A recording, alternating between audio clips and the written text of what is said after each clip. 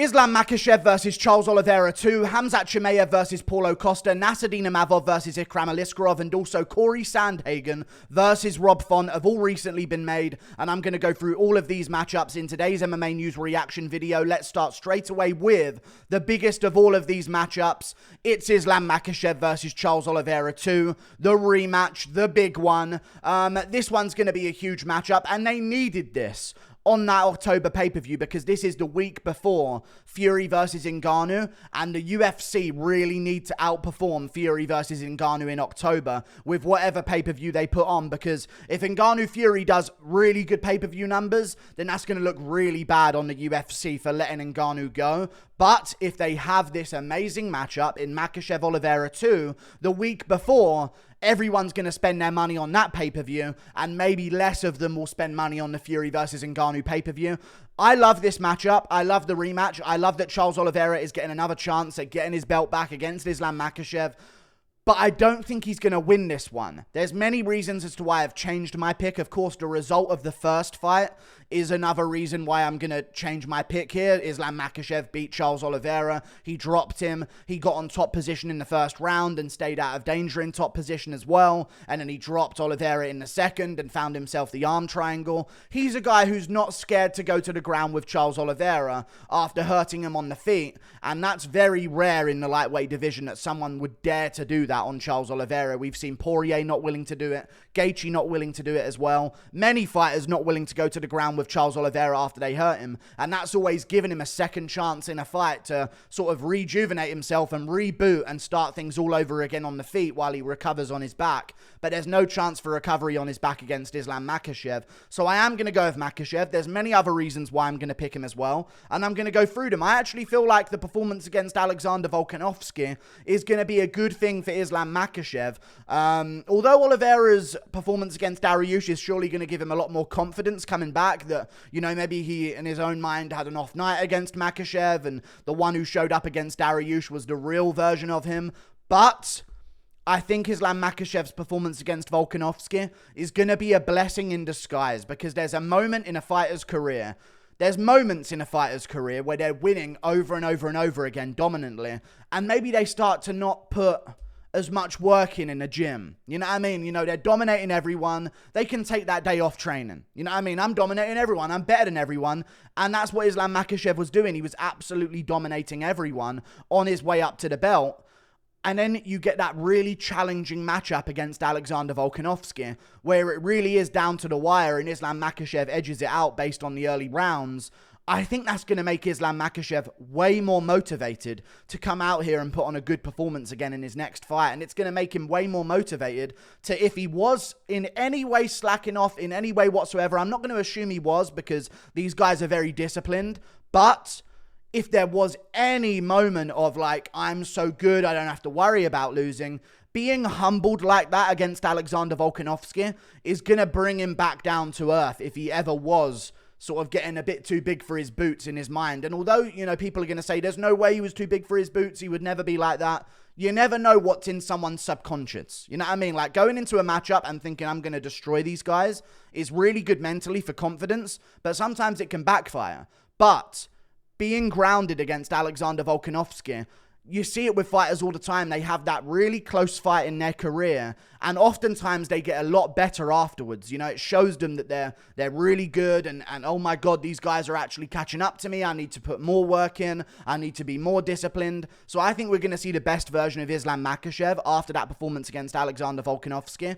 And also, Charles Oliveira, this is something that has to be mentioned in the build-up to this fight, said literally a few weeks ago that he wasn't ready for October. That needs to be mentioned. He said he wasn't ready for October and that he had some injuries and he wasn't looking to come back yet. Maybe he'll be back at the end of the year. He's not going to be ready for the October date.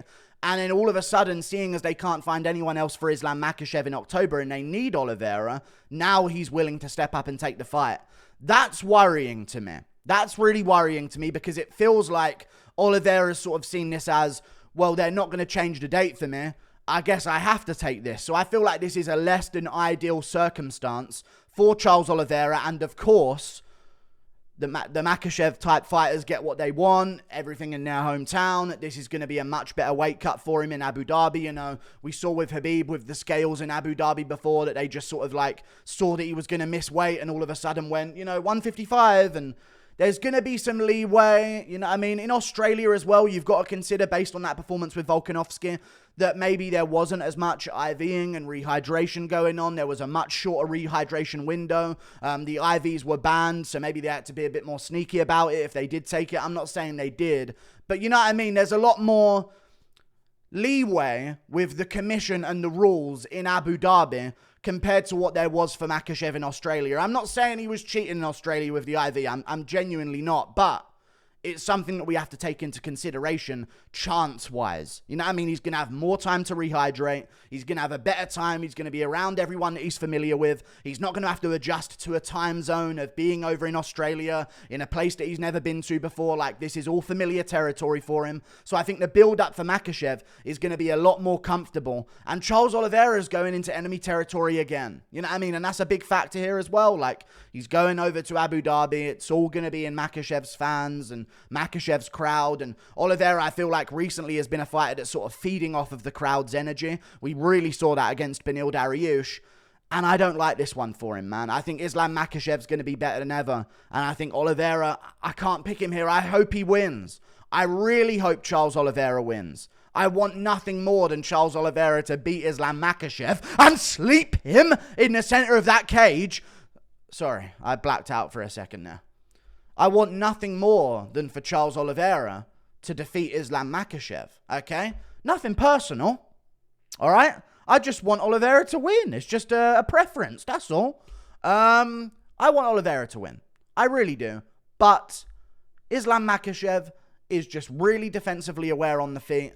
And he's really good at not letting people sort of bully him and make him go backwards. He's got really good counter ability. He's got really good striking defense. He's very, very composed as well. And one thing you've also got to mention is a big factor as to why I was picking Oliveira going into that first fight was that Islam Makhachev had been like in the apex against Dan Hooker, I believe. And then he was in the apex. Maybe he wasn't in the apex against Dan Hooker, I'm not sure, but he was in the apex against a few opponents, and the Bobby Green fight was in the apex as well, and it was like all of these fights, and Makhachev's never been in front of a crowd for a long time, and then all of a sudden he's going to be in front of a massive Abu Dhabi crowd, and maybe that moment would get to him.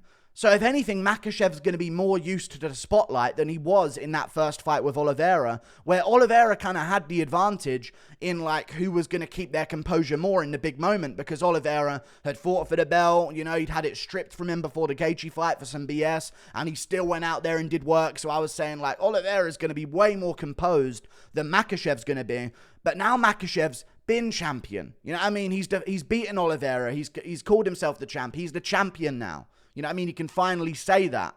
And then he goes over to Australia and wins against Alexander Volkanovski in enemy territory, where there's a ton of pressure on the line. And the weight cut's not as good as it maybe once could be, because he is in Australia and there is that shorter window and there is no IVs allowed. And again, I'm not saying that he was using the IV, but you have to take in the chance that he was when you're talking about predictions for a fight. You know what I mean? Like, things were less than ideal for him in Australia, and he still overcame it. So I think he's going to be more used to the spotlight, more used to the pressure, and I think it's going to be a similar result. I really hope Charles Oliveira can win. I think he's still got a solid chance to win. I think this is like at best for Makhachev, 65-35 fight. You know what I mean? 65% of the time, Makhachev's probably going to win. So Oliveira's still got that chance to sort of adjust. And I honestly think Oliveira should approach this fight. If I'm going to say how Oliveira's going to win, I think Oliveira should approach this fight a little bit more patient. You know what I mean? On the back foot early. Make Makhachev come to him. Make Makhachev make the first move.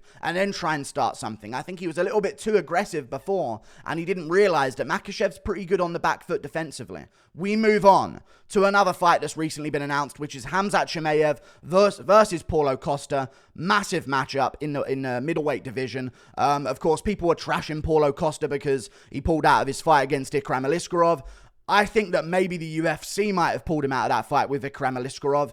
And that's why they were sort of so silent about it, and there was no statement from Dana White saying what a clown Paulo Costa is and all this type of stuff, because they knew they needed a massive, massive card in October. And I think it's really conveniently worked itself out to see Khamzat Chimaev versus Paulo Costa. I'm going to keep this brief in this video talking about this fight because, you know, I just made this video a few days ago because there was rumors of this, and, you know, there was like a rumor of him fighting Cannonier as well, and then another rumor of him fighting Paulo Costa. So I made a video about this a few days ago, I think, or maybe a week ago, I'm not quite sure. But this is still a massive matchup, and it's better than the Cannonier fight, you know what I mean? It's much better than the Cannonier fight, but this doesn't get Khamzat Chimaev a title shot in the middleweight division if he wins. I do think he's going to win because, you know, watching Paulo Costa lose to Marvin Vettori really did diminish my opinion of him, and watching him like not be able to finish Luke Rockhold, and I know it was at altitude, but still, at this point you should be beating up a Luke Rockhold and finishing him and looking dominant, and that was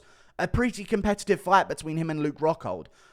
I reckon Khamzat Chimaev's going to win. I think he's been training hard this entire time. He's going to be bulked up to middleweight. I know he was talking about still moving to welterweight, but I think he's got enough time, and he's big enough anyway to just pack on a few pounds of muscle and build himself up a little bit and not have to worry as much about the weight cut.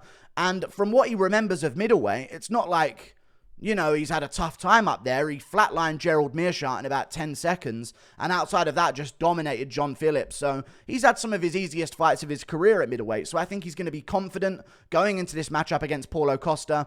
And Paulo Costa's 32. And he's had a long time off. And so has Khamzat Chimaev. But taking a long time off at 32 is very different than taking a long time off at Makhachev's age of, I believe, 27 or 28. He's 29. Oh my God, he's wasting his prime. I feel like Chimaev jumped from 27 to 29 overnight, man. I hate that we didn't see him a little bit more active, because at the end of the day, he's still only 12-0. You know, I mean, he could have been 14-0 by now, 15-0 by now, but we had all that time out. But what I will say is, again, he's not reached his prime yet. He's getting there. He's starting to enter his prime now over the past few years, but he's not anywhere near the end of it, is what I'm saying. This is a really good time to actually take some time off, and it's much more beneficial for a young fighter to have these gaps between fights compared to Paulo Costa, who, in my opinion, is as good as he's ever going to be. You know, I mean, maybe he can have a certain performance that changes things, and, you know, but I think Paulo Costa technique-wise and takedown defense-wise isn't going to be making too many massive improvements from what we've seen earlier in his career. But I think Khamzat Chimaev could make those improvements, especially on the feet. This is like, a year of stand-up training that he's probably going to have had in between fights. And he's also not coming off that Gilbert Burns fight. If he was coming off the Gilbert Burns fight, maybe I'd be a bit more worried because it was a very close fight. But he's coming off the Kevin Holland one, which is just going to reboost his confidence moving forward, because in his last fight, his last memory of fighting was dominating someone in the first round. I just think welterweight's way better than middleweights. I mentioned this in my other video talking about this matchup. When you look in the welterweight division, you see a bunch of guys who were once welterweights or started their career at welterweight. Marvin Vettori did, Whitaker did. Adesanya, of course, is maybe the exception to that rule. But, you know, even Dricus du Plessis was a welterweight at some point in his career. Sean Strickland was a welterweight at some point in his career as well. You see it a lot. You know what I mean? Even we had Gastelum at the top, and there was a time where Till was at the top of the middleweight division. And, you know, Cannonier was a light heavyweight. Pereira's basically a light heavyweight as well. You know what I mean? The division's filled with people who aren't natural middleweights and who haven't came up at middleweight. And Paulo Costa's one of the only ones. I think the welterweight skill difference in grappling is going to be massive here. And I think if Marvin Vettori can ever take you down and have top position against you, Khamzat will. Just a take on the takedowns that I've given a few times before, just to sum up. Khamzat Chimaev, no singles or double legs. Costa's really good at defending them. What he needs to do is do what he's done in his career against Gilbert Burns, against Li Jingliang, against Kevin Holland, which is to shoot and then try and get the body lock back position. You know what I mean? Shoot on the hips, scoot round to the back, and that's where he can start dragging and sort of like dragging people down and walking people around the cage. And I think that's where he's going to have his most effective grappling against Paulo Costa. That's my opinion. I think Chimaev wins, and I think it's an amazing matchup. We move on to another fight that got announced, which is Nassourdine Imavov versus Ikram Aliskerov. Of course, there was rumors that Roman Dolidze was going to be fighting Ikram Aliskerov, but now they're going with Nassourdine Imavov, and this is another massive matchup for that October Abu Dhabi card. I mean, what an Abu Dhabi card it has become. You know what I mean? So far, Makhachev Oliveira 2, Costa versus Chimaev, and Imavov versus Aliskerov on the main card. You just need a couple other good fights sprinkled on there, and you've got yourself an amazing, amazing pay-per-view. But Imavov versus Aliskerov, it's really interesting because I'm not sure who to go with here. Imavov looked really, really good against Chris Curtis. And although Aliskerov is good, he KO'd Phil Hawes. Welcome to the club. Many have done so. And he was getting tagged a few times before that. He did set up the KO really well. But you've got to consider here, Nassourdine Imavov is still a young guy improving, and it's going to be dangerous. And we just saw this with Abus Magomedov. He wins his debut. He gets jumped up against Sean Strickland. Now, I know Sean Strickland is that slight level above Nassourdine Imavov, as we saw in their matchup. But this could be a similar situation where you rush someone to the top and don't give them enough time to develop. And I know Ikram Aliskerov's 30 and he's in his prime, but I think this is a bit of a toss-up matchup more than people are going to admit that it is, because Nassourdine has got really good footwork. He's very elusive on the feet. He's got a solid chin. It's a 3-rounder, so I don't think he has to worry as much about cardio. He has got good takedown defense. This is actually in anyone's fight on the feet, even though everyone is going to pick Ikram Aliskerov because he got KO'd by Khamzat Chimaev and stuffed his takedowns. I know he's had dominant performances outside of that, but he still took a 19-11 opponent on the regional scene to a decision. And I know he won on the Contender Series very impressively and got a Kimura in the first round, but he took a 9-4 Denis Talulin to the third round. Park Yun-Yon's making easier work of Talulin than that. You know what I mean? We saw in the Talulin matchup with Park Yun-Yon, as soon as Yun-Yon got him down, he was almost lost on the ground. So to see an even earlier version of Talulin face off against Ikram and take him to the third, and in a 20-13, Diego Gonzalez take Ikram Aliskerov to the third. Let's hold our horses here on Ikram a little bit. If you were putting him against another unranked guy, maybe I'd be saying, you know what, he's going to win. You know what I mean? He's going to dominate this fight. But Imavov's put the work in. He's beat some really good guys, and he's no joke. You know what I mean? He went to a decision with Strickland. He did a lot better than Abus Magomedov did. A lot better than Abus Magomedov did. In fact, he was actually cracking Strickland with some really good shots in round 5. Looked great against Buckley. No contest against Chris Curtis, but it was a win, and he was on his way to winning that fight, let's be real.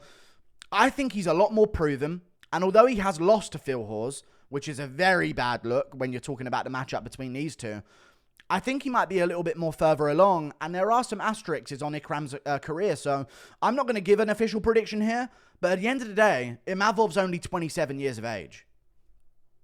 He's only 27. You know?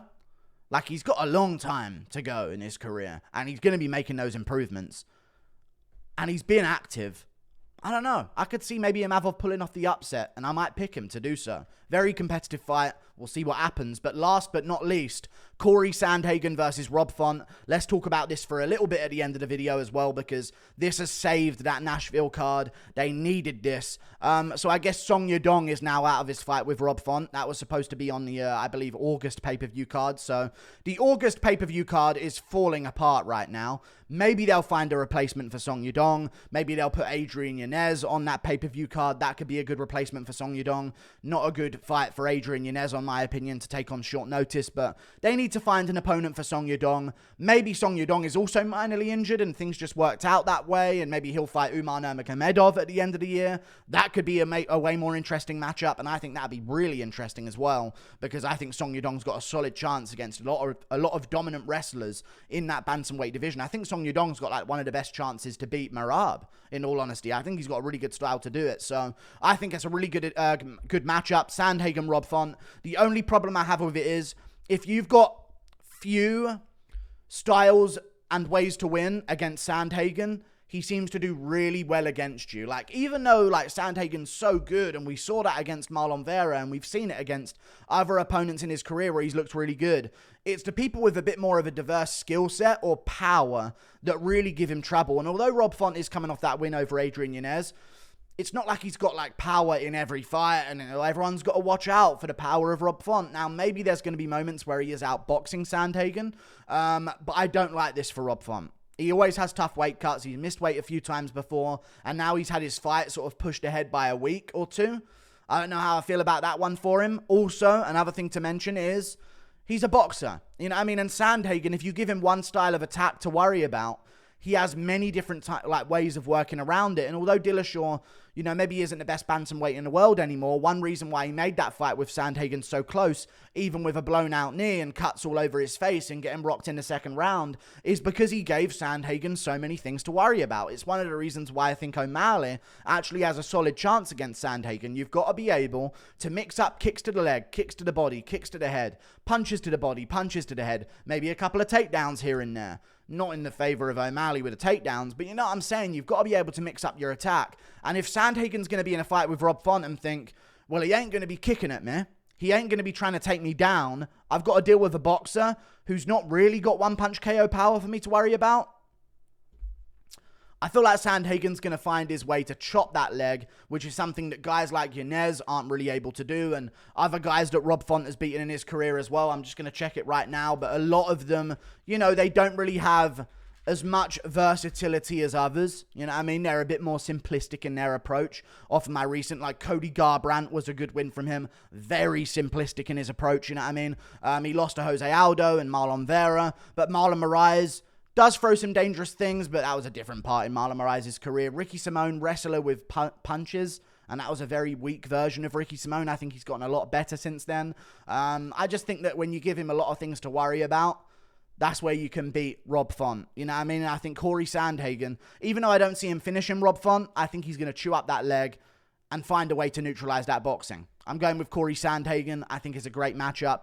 And I think what they should do next is maybe Song Yadong versus... I don't know who they're going to do Song Yadong versus. If he's not injured, I guess they can just do him versus Adrian Yanez. Maybe on that August pay-per-view card still, because they are going to need some replacements for that August pay-per-view card. Because it's starting to fall apart, let's be real. That card is slipping, and it needs to be good. It does have a great main event, and it has a title fight in the co-main, and there's still good fights on that card, but I'd love to see Song Yadong back on there so it can be extremely stacked. Like and subscribe. Thank you for watching. Toodle pip. See you later. Goodbye.